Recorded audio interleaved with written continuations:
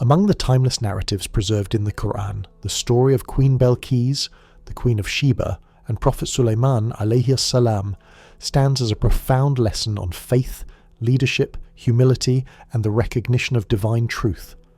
Her journey from ruling a prosperous pagan kingdom to embracing Tawheed, the oneness of Allah, reveals how wisdom and reason can guide a sincere heart from ignorance to belief. The Quran narrates her story in Surah Al-Naml, chapter 27, verses 20 to 44, highlighting the meeting of two great powers, a mighty queen and a mighty prophet, and demonstrating how divine guidance transcends worldly strength and intelligence. The kingdom of Sheba, Saba, was a flourishing and wealthy civilization located in what is now Yemen, in southern Arabia. Archaeological findings confirm the presence of an ancient and advanced society that controlled important trade routes of spices, incense and gold between Arabia, Africa and the Indian Ocean.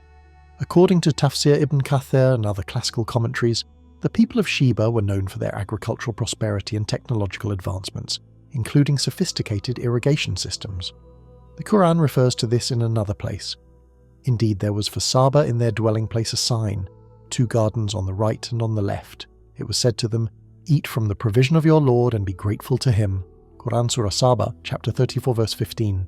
However, despite their material blessings, they were disbelievers who worshipped the sun instead of Allah. The Queen of Sheba herself led this worship, guiding her people in devotion to the celestial body that symbolized light, fertility, and prosperity. This sun worship likely originated from the influence of ancient South Arabian polytheism, in which celestial objects such as the sun and moon were believed to govern life. Though intelligent and politically skilled, Belkis and her people were spiritually astray. During this time, Prophet Sulaiman alayhi salam ruled over a vast empire that extended across humanity, the jinn and the animal kingdom, a unique dominion granted by Allah. The Quran describes, "And gathered for Solomon were his soldiers of the jinn and men and birds, and they were marching in rows." Quran chapter 27 verse 17. Sulaiman alayhi salam was not merely a king, he was a prophet endowed with divine knowledge, communication with animals and control over supernatural forces. His mission was to spread the message of Tawheed across his dominion and beyond. It was in this context that the remarkable encounter between him and Queen Belkis unfolded, an encounter that would lead to the conversion of one of the greatest monarchs of her age. The Quran introduces the story when Prophet Sulaiman notices the absence of the hoopoe, hoopoe bird, from his assembly, and he took attendance of the birds and said, "Why do I not see the hoopoe, or is he among the absent? I will surely punish him with a severe punishment or slaughter him unless he brings me clear authorization." Quran chapter 27 verses 20 to 21. When the hoopoe returned, it brought astonishing news. "I have come to you from Sheba with certain news. Indeed, I found a woman ruling over them, and she has been given of all things, and she has a great throne. I found her and her people prostrating to the sun instead of Allah."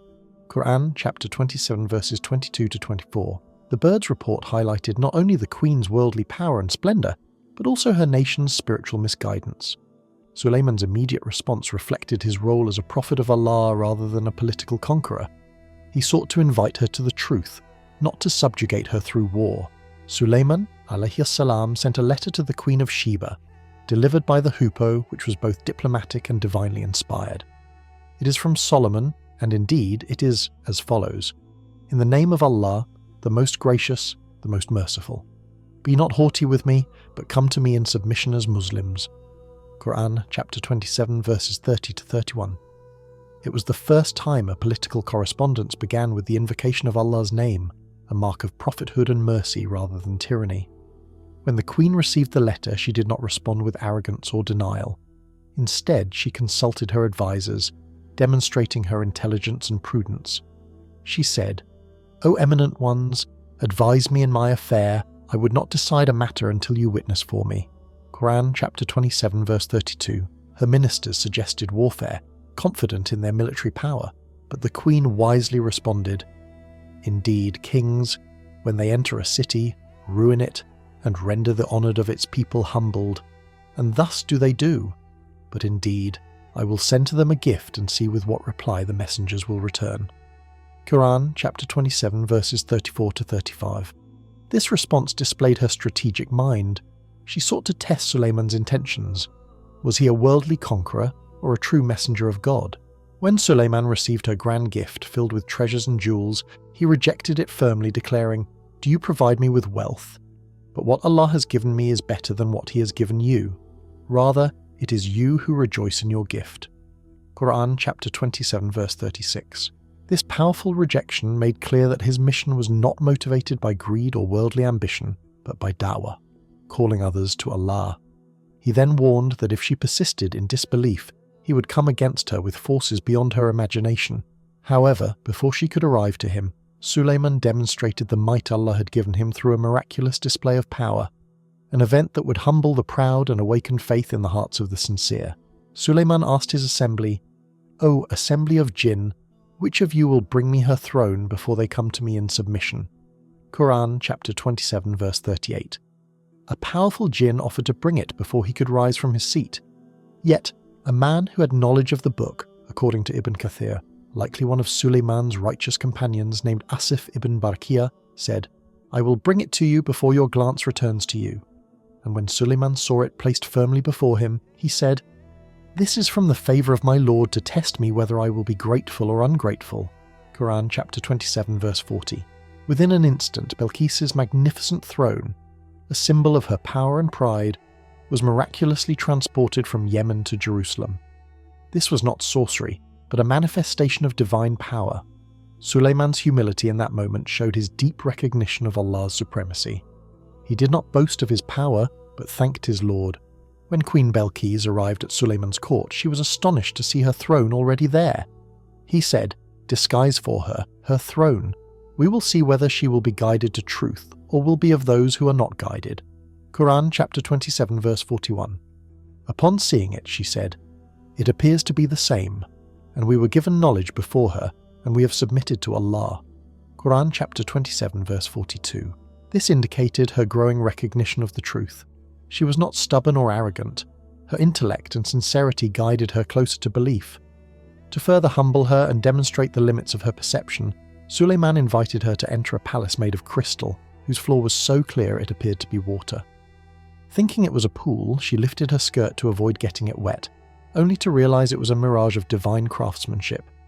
He said, "Indeed, it is a palace whose floor is made smooth with glass." She said, "My lord, indeed I have wronged myself, and I submit with Sulaiman to Allah, Lord of the worlds." Quran chapter 27 verse 44. This was the moment of her conversion, when her heart, humbled before the signs of Allah, embraced the truth of Tawheed.